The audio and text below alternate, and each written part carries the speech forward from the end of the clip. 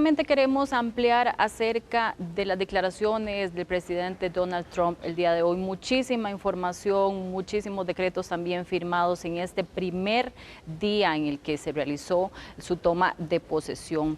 En lo que él ha llamado, en sus propias palabras, una nueva era, una era de oro para Estados Unidos. Y para ampliar sobre este tema se encuentra en nuestra mesa de análisis Elizabeth Muñoz del Observatorio de Estados Unidos del CIEP de la Universidad de Costa Rica. Bienvenida, Elizabeth, muchas gracias por acompañarnos.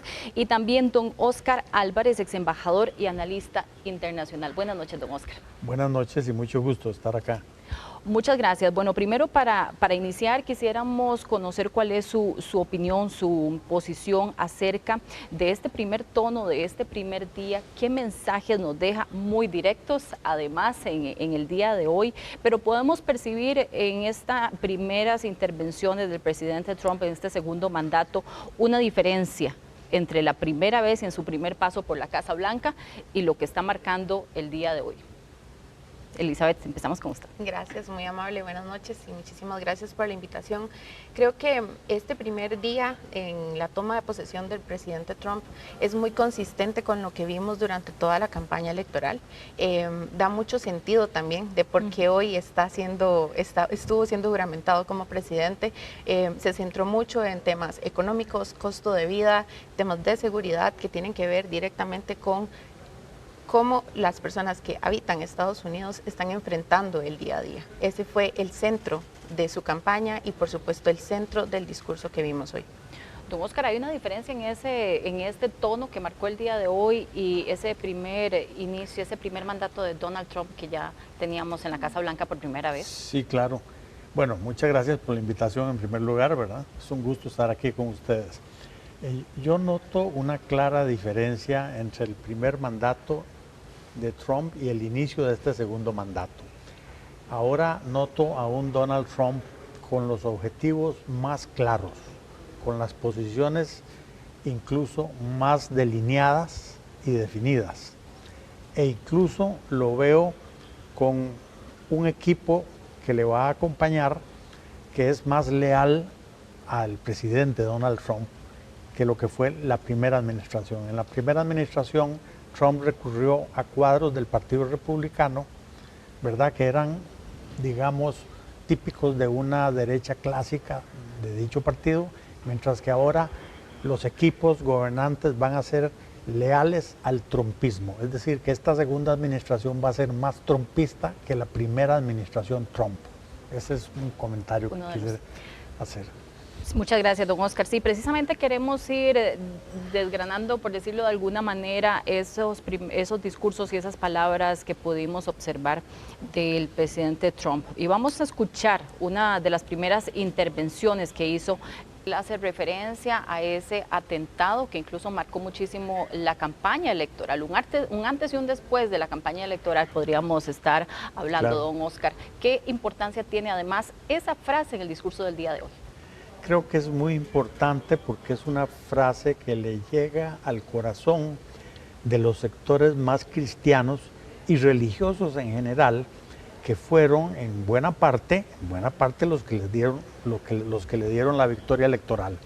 Es decir, recordemos que lo que son los sectores de cristianos evangélicos, cristianos católicos e incluso también en parte judíos o de otras denominaciones religiosas le dieron fuertemente el voto al trumpismo, y entonces él ahora está presentando como que su misión, su segunda misión es una especie de mandato del Supremo, del ser superior de Dios. Entonces está vinculando la grandeza de los Estados Unidos con lo que sería, digamos, la ética o la moral de un ser superior. Como dijo en su discurso hacia el final, somos una nación unida bajo Dios. Para él el concepto de Dios es fundamental dentro de lo que es el trumpismo en el Partido Republicano. Y vamos a ver ahora también una siguiente intervención que fue uno de los mensajes más importantes que por supuesto además ha tenido muchísimas reacciones a nivel latinoamericano y es con respecto al tema de los inmigrantes. Vamos a escucharlo. El día de hoy, ¿cómo cambia esto? Porque esto cambia completamente y este es uno de los puntos más radicales con respecto a las diferencias con el presidente Joe Biden y la administración Biden. A partir de hoy, inmediatamente marca la cancha con respecto a inmigración el presidente Trump. Yo creo que este es uno de los elementos diferenciadores en términos de lo que podemos esperar en los próximos 4 años. Es muy recurrente, la pregunta en este momento es qué tan rápido, qué tan fácil el presidente Trump va a poder hacer realidad todas estas promesas y condiciones que él anunciaba sobre migración durante su campaña.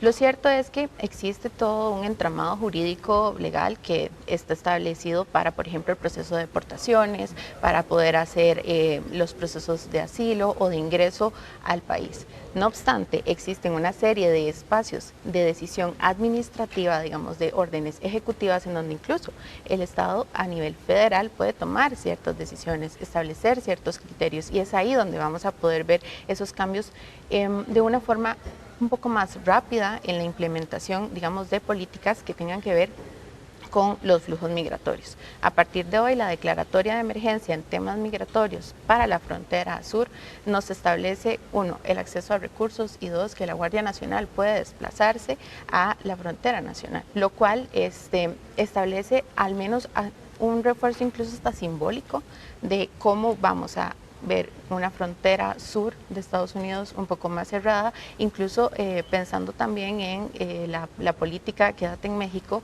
que normalmente es conocida así, pero es el protocolo de protección de migrantes, en donde las personas que van a solicitar asilo llegan a la frontera con Estados Unidos, hacen la solicitud de asilo, enfrentan una entrevista corta y esperan su solicitud de asilo en México hasta llegar a la cita en el juzgado. Entonces, esos son ciertos cambios que podemos ver de forma más inmediata.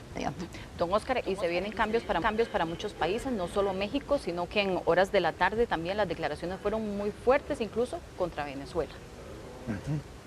Sí, claro. ¿Usted quiere que le comente también de este tema? Si le parece, cerca de este tema de la inmigración, que hablábamos de, por ejemplo, cuáles son los efectos que puede tener. Bueno, en este tema del discurso, el presidente Trump, porque ya es presidente de nuevo, ¿verdad? Fue el presidente 45 y ahora es el presidente 47 de la historia de los Estados Unidos. En este tema, el presidente Trump es muy coherente con lo que fue el curso de campaña electoral. Uno de los ejes de su campaña fue el tema de asegurar la frontera, especialmente la frontera sur de los Estados Unidos, o sea, la frontera con México, con los Estados Unidos mexicanos, ¿verdad? Ese fue uno de sus ejes de campaña y yo creo que uno de los ejes que más réditos electorales le dio, ¿verdad? Porque él puso mucho acento en que los flujos de inmigración significaban una especie de invasión hacia los Estados Unidos y que además estaba saturada de personajes que entraban incluso con antecedentes criminales o de manicomios, ¿verdad? Entonces, él en eso está siendo muy coherente con su discurso de campaña electoral, ¿verdad? Desde luego, estos temas a su vez van a generar y ya están generando respuestas y reacciones. Ya han generado reacciones de la presidenta de México, la doctora Sheinbaum, y también reacciones de otros países latinoamericanos. No es que solo hay un actor internacional que decide y define, no, también hay respuesta de otros actores internacionales, pero sí este es un eje del trumpismo, el tema de frenar, digamos por lo menos frenar la inmigración, y en el caso de Trump ha dicho claramente que él no quiere lo que es la inmigración ilegal, aclaro ese tema, porque tampoco significa que entonces todos los hispanos que viven en Estados Unidos se van a tener que ir de los Estados Unidos. No, eso sería una caricatura del trumpismo. Lo que sí es cierto es que su posición es muy radical, y yo diría que incluso discutible, ¿verdad? En este tema de no permitir el ingreso de migrantes con antecedentes penales o criminales. Él pone de ejemplo el Tren de Aragua de Venezuela, ¿verdad? Como un ejemplo de lo que sería una migración incorporando criminales, ¿verdad? Pero entonces sí, este es un tema clarísimo del trumpismo, ¿verdad?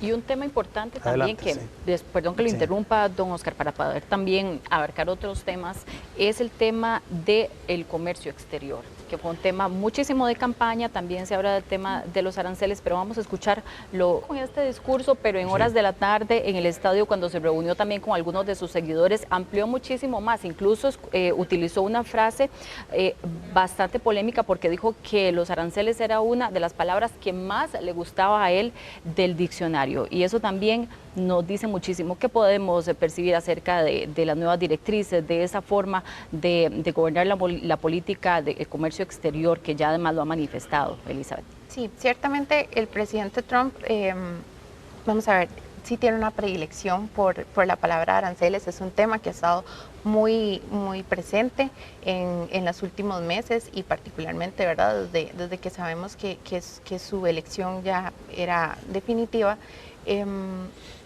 Pensar en los aranceles que va a poner a productos que ingresen a Estados Unidos tiene un punto central y una idea central. Él quiere y necesita incentivar la producción interna. Y con eso es que va a poder avanzar con sus planes de hacer grande a América, de nuevo, como es su eslogan de campaña. Entonces, en la medida en el que pueda incentivar y promover la producción interna, la generación interna de empleo en diferentes áreas, es que su plan pues empezará a dar los réditos que espera, y por lo que la gente se sintió llamada hacia su propuesta política, económica y social de gobierno. En ese sentido, la comunidad internacional, por supuesto, que ha reaccionado.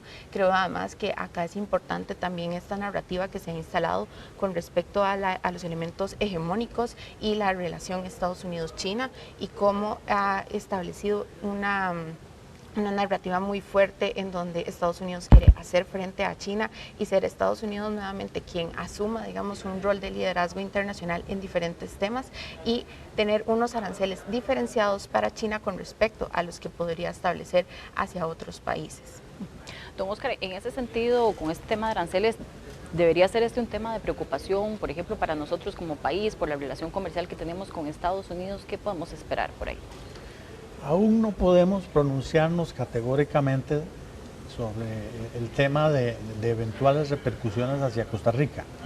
En ese tema no nos podemos pronunciar todavía. Lo que sí es cierto es, coincidiendo aquí con la exposición de la compañera, hay una tendencia, digamos, proteccionista en la administración naciente, ¿verdad?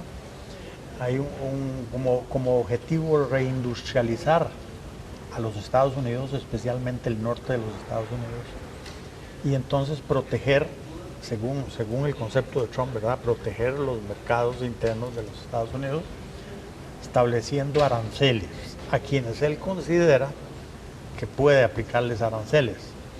Ha hablado fundamentalmente de establecer aranceles aún mayores para China, como se señaló, hasta de un 60% a los productos que vengan de China, especialmente los autos eléctricos y otros productos. Ha hablado de establecer aranceles a Canadá, tal vez de un 10 o 20%, 25%, no se ha precisado todavía. A México también para establecer aranceles. En algún momento hasta insinuó la posibilidad de algún arancel para la Unión Europea, y hasta algunos asesores manejan la variable o la posibilidad de establecer un arancel universal común, lo cual significaría que se establecería un impuesto a todos los productos que ingresen a los Estados Unidos, vengan de donde vengan, ¿verdad? Ese sería el que más daño nos podría hacer a nosotros como economía costarricense.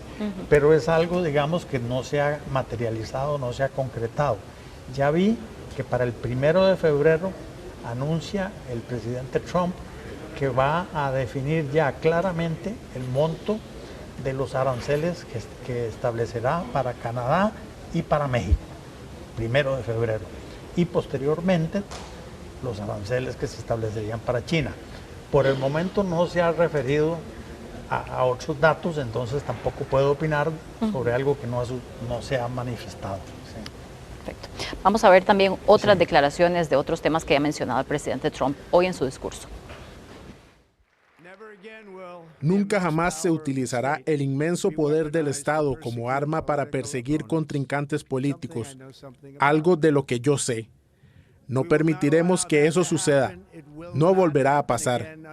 Bajo mi liderazgo restableceremos una justicia justa, igualitaria e imparcial, bajo la ley de la Constitución.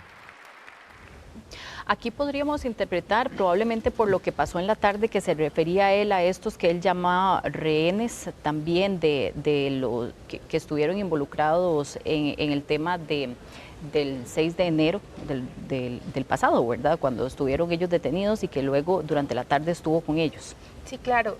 Vamos a ver, acá el presidente Trump lo que nos está diciendo en pocas palabras es las personas involucradas en el asalto al Capitolio del 6 de enero del 2020, del 2020 y, por ejemplo, todos los procesos de investigación que se han hecho, incluso hasta el impeachment que él recibió siendo presidente, va a tener nuevamente, digamos, como un enmarcaje. ¿Por qué? Porque dentro de la lógica del presidente Trump, y él lo criticó también muy duramente en el discurso del día de hoy, el gobierno saliente, es decir, el gobierno Biden-Harris, no logró generar confianza, tenía un establishment que había tomado, digamos, las estructuras federales y no generaba confianza en las personas, por lo tanto no generaba protección y seguridad con respecto a cómo esas estructuras federales estaban siendo, digamos, utilizadas para proteger a los ciudadanos estadounidenses, y por supuesto que él se vio directamente atacado, digamos, o señalado en algunos de esos momentos.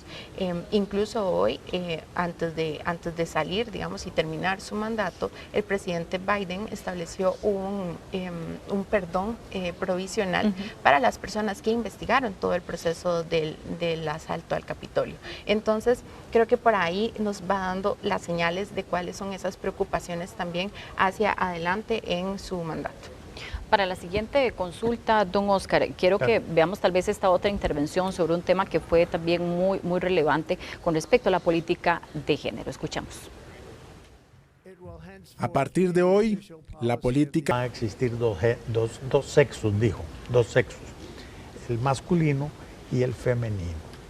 Entonces, aquí estamos ante una posición, digamos, tradicional del conservadurismo del Partido Republicano, ¿verdad? Que en este caso, esta tesis está siendo asumida. Que no es ninguna sorpresa, era parte también de su campaña. Yo lo veo como parte de su campaña, ¿verdad? Yo diría que incluso, independientemente que uno diga, mira, yo estoy de acuerdo o no estoy de acuerdo, desde luego, este es un tema complejísimo, ¿verdad? En que tienen la última palabra los médicos y los psicólogos y los psiquiatras, ¿verdad? Es complejísimo, pero lo que sí es un hecho es que esa es la línea del Partido Republicano, ¿verdad? Esa es la línea de Trump en campaña, y me da la impresión que por eso votó más del 50% de los estadounidenses, ¿verdad? No estoy diciendo ni que coincido ni que no coincido, simplemente estoy haciendo un análisis sobre el punto que me parece que sí se refleja en este tipo de declaraciones claramente un Trump del ala conservadora de los Estados Unidos y un Trump, digamos, inscrito dentro de la tradición del Partido Republicano y de las iglesias cristianas y evangélicas de los Estados Unidos. Está clarísimo eso, ¿verdad? Pero sí quiero hacer una observación adicional, y es que él está diciendo la política oficial va a ser esta, ¿verdad? Como lo dijo, esa es la política oficial.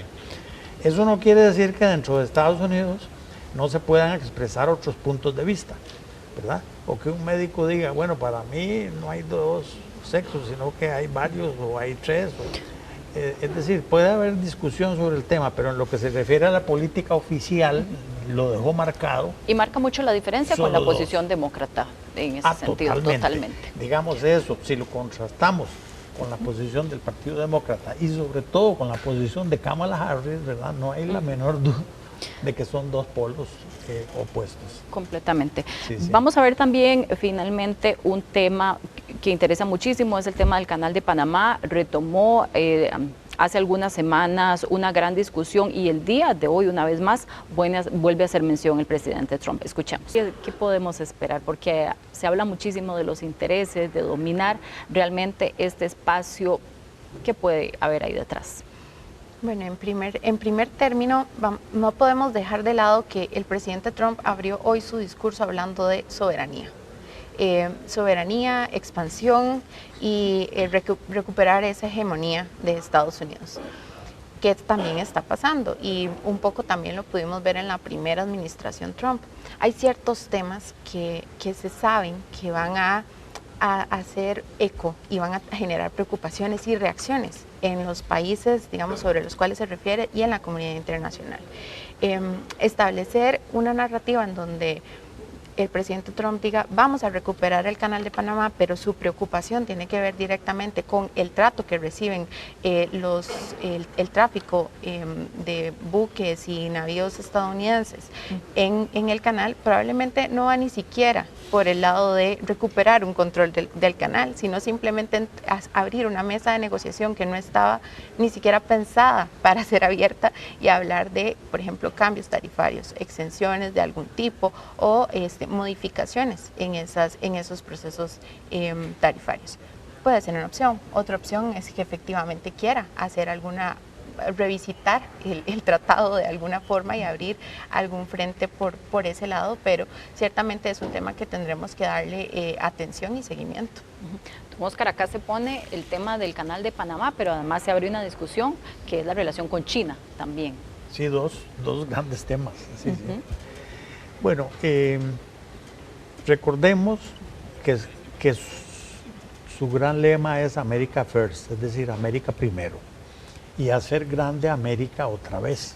Es decir, el discurso de Donald Trump es un discurso patriótico y nacionalista.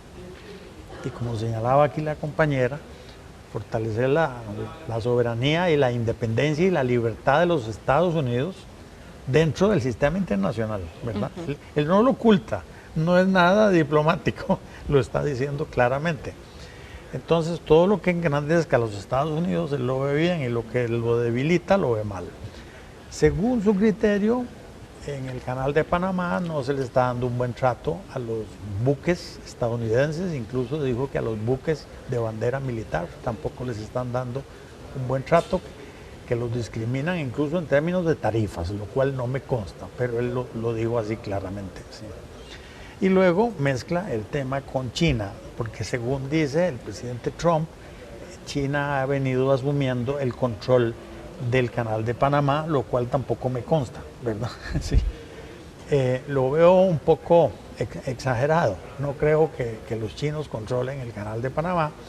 Lo que sí es cierto, puede tener razón Trump, es que la República Popular China tiene ahora relaciones diplomáticas con Panamá, eso sí es cierto, y tiene cierta influencia en la República de Panamá, eso también es cierto.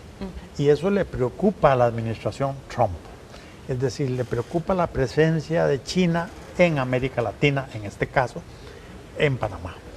Entonces, recordemos que Trump es un negociador duro y nato.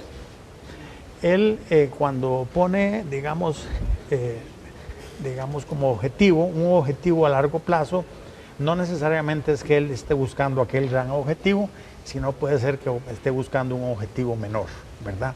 Tal vez si él dice, queremos recuperar el canal de Panamá, significa que lo que quiere buscar es mejor trato tarifario para los buques estadounidenses, o que Panamá no esté tan cerca de la República Popular China, sino un poco más cerca de los Estados Unidos. Hasta ahí mi comentario. Se nos está acabando el tiempo, pero hay un par de temitas que no queremos dejar de mencionar. Uno es que hay figuras muy representativas como en el gabinete, muy cercanos además al presidente Trump, como Elon Musk. ¿Puede tener este tipo de figuras realmente un peso en algunas decisiones? ¿Ocupará un cargo como una nueva cartera que está relacionada con el recorte del gasto público específicamente? ¿Qué podemos esperar de estas otras figuras que se han sumado a la campaña y que estaban hoy muy presentes ahí en la toma de poder? Yo creo que un mensaje muy claro siempre es quiénes están sentados en las primeras 2, 3 filas. Junto a las familias del presidente Trump y del vicepresidente Vance, vimos a toda la plana mayor, podríamos decirlo, de los magnates en temas de telecomunicaciones. Vimos CEOs, vimos... Mark Zuckerberg incluso, ahí detrás. Tal cual. Entonces, ¿qué nos dice eso?